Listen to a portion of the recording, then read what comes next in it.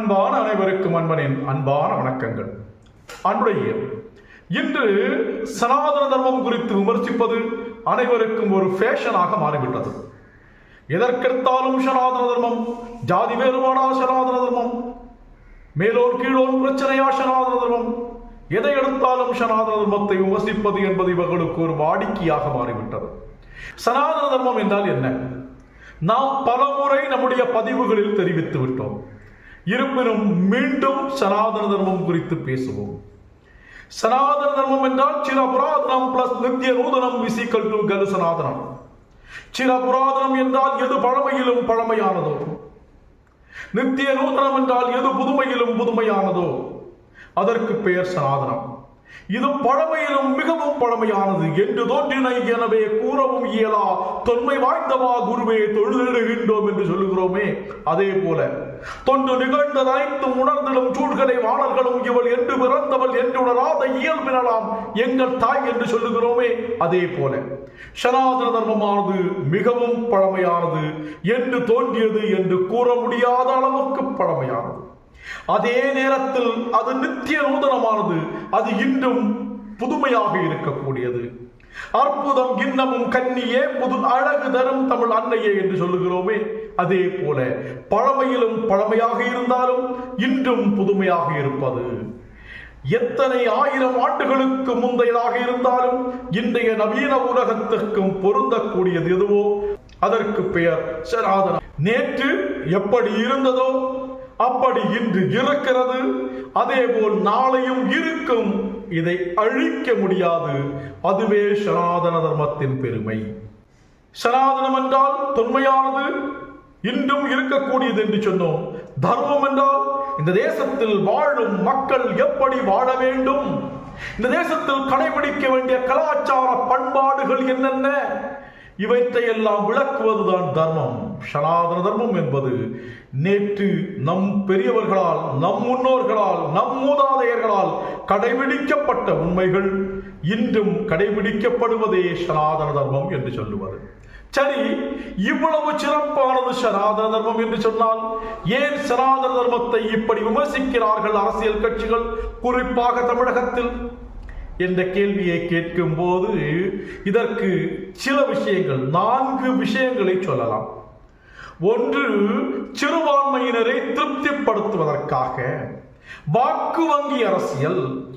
சிறுபான்மையர் மத்தியில் நின்று கொண்டு ஹிந்து மதத்தை, சனாதன தர்மத்தை இழித்தும் பழித்தும் பேசும்போது அவர்கள் வாக்குகள் ஒன்று சேர்ந்து தங்களுக்கு கிடைக்கும் என்ற எண்ணம், இதுவே சிறுபான்மையினருக்கு எதிரான ஒரு விஷயம். ஹிந்து தர்மத்தை இழித்தும் பழித்தும் பேசினால் சிறுபான்மையர் வாக்களிப்பார் என்று கருதி கொண்டு செயல்படுவதே சிறுபான்மையினருக்கு எதிரானது அல்லவா? ஒன்று, வாக்கு வங்கி அரசியல். இரண்டாவது, மதம் மாற்றும் கும்பலுக்கு துணை செல்லும் நோக்கம். ஆம், சனாதன தர்மத்தை, ஹிந்து மதத்தை, ஹிந்து பண்பாடை, ஹிந்துத்துவத்தை இழித்தும் பழித்தும் பேசும்போது ஹிந்துக்கள் மனதிற்குள் ஹிந்து தர்மம் என்பது மோசமானது, சனாதன தர்மம் என்பது மோசமானது என்ற ஒரு எண்ணம் அவர்கள் உள்ளத்தில் உருவாகும். இப்படி குழப்பத்தில் இருக்கும் ஹிந்துவை மதம் மாற்றுவது எளிது. உன்னுடைய மதம் மோசமானது, உன்னுடைய தர்மம் மோசமானது, சனாதன தர்மம் என்பது மோசமானது என்று திரும்ப திரும்ப திரும்ப சொல்லி நான் சனாதன தர்மத்தை பின்பற்றுவோம் என்று சொல்லுவதற்கே நான் வெட்கப்படுகின்ற ஒரு சூழலை உருவாக்கி அதற்கு பின்னர் இதை பயன்படுத்தி குழம்பிய குட்டையில் மீன் பிடிப்பதைப் போல மாற்று மதத்தினர் தங்கள் வலைகளை விரிக்க இவர்கள் துணை போகிறார்கள், உதவி செய்கிறார்கள். இதுவே சனாதன தர்மத்தை அதிகமாக விமர்சிப்பதற்கு காரணம். மூன்றாவது, ரீச் கிடைக்க வேண்டும் என்பதற்காக. எதை அதிகமாக விமர்சித்தால் நாம் பேசும் பொருளாகவும் பத்திரிகைகளில் செய்தியாகும், மக்கள் இது குறித்து பேசுவார்களோ அதை பேசும்போது தங்கள் இருப்பை தக்க வைக்க முடிகிறது. தேர்தலில் தோற்றுவிட்டோம், காணாமல் போய்விட்டோம் என்ற எண்ணம் மக்கள் மத்தியில் உருவாகக்கூடாது. நான் இருக்கிறேன் லைம் லைட்டில் என்று உணர்த்துவதற்காக. சத்யராஜை விமர்சித்தால் அது விவாதமாகாது, ரஜினிகாந்தையோ அஜித்குமாரையோ விமர்சித்தால் அது விவாதமாகும். அப்படித்தான் சனாதன தர்மத்தை இவர்கள் விமர்சிப்பது இவர்களுக்கு செல்வாக்கு கிடைப்பதற்காக, இவர்களுக்கு புகழ் கிடைப்பதற்காக. நான்காவது, சனாதன தர்மத்தை இவர்கள் விமர்சிக்க முக்கிய காரணம் என்னவென்று கேட்டால் ஹிந்து இளிச்சவாயனாக இருப்பது. ஹிந்து தர்மத்தை குறித்து, சனாதன தர்மத்தை குறித்து எதை பேசினாலும் அவர்கள் எதுவும் கண்டுகொள்ள மாட்டார்கள். நான் துணிந்து எதுவும் பேசலாம், துணிந்து கிண்டல் அடிக்கலாம், என்ன வேண்டுமானாலும் பேசலாம். மாற்று மதத்தினர் குறித்து நாம் இது போல ஏதாவது பேச துணிந்தோம் என்று சொன்னால் நம்முடைய கதி என்ன ஆகும் என்பது அவர்களுக்கு தெரியும். ஆனால் சனாதன தர்மம் குறித்து, ஹிந்து மதம் குறித்து, ஹிந்துத்துவம் குறித்து, ஹிந்து கடவுள்கள் குறித்து என்ன பேசினாலும் யாரும் கண்டுகொள்ள மாட்டார்கள் என்ற எண்ணம். அரசியல் தலைவர்கள் ஹிந்து மதத்தை, சனாதன தர்மத்தை இழிவுபடுத்தி பேச, சமூக வலைதளங்களில் மாற்று மதத்தைச் சேர்ந்தவர்கள் அதை பிடித்துக் கொண்டு ஹிந்து மதத்தை விமர்சிக்கிறார்கள், கிண்டல் செய்கிறார்கள், கேலி செய்கிறார்கள். இதுதான் அவர்கள் நோக்கம். வடிவேலுவின் படத்தில் வருவதைப் போல சந்திலையும் பொந்திலையும் எல்லாம் விட்டு அடிச்சான்னு சொல்லும்போ நீ ஏயா திருப்பி அடிக்கலன்னு கேட்டப்போ அவன் ஒரு வார்த்தை சொன்னாயா, இவன் ரொம்ப நல்லவன், அப்படி வடிவேலு சொல்லுவாரே. அதே போல ஹிந்துக்களை மிகவும் மோசமாக விமர்சிப்பார்கள், சனாதன தர்மத்தை விமர்சிப்பார்கள்.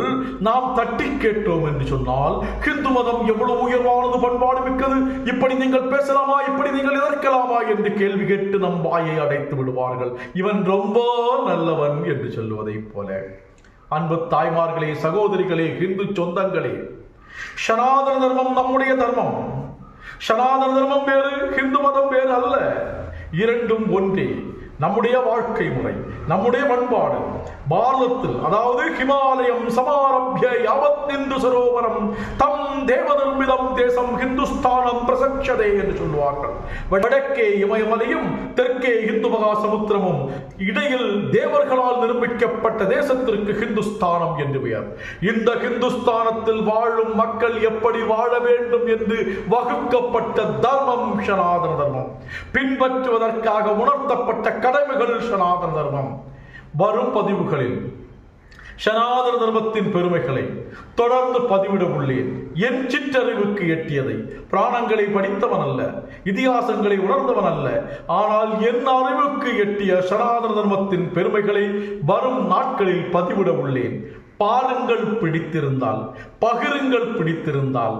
ஆனால் நான் சனாதன தர்மத்துக்கு ஆதரவான என் குரலை உயர்த்தி சொல்லிக் கொண்டே இருப்பேன். தொடர்வோம். உங்கள் கிரீஷ்.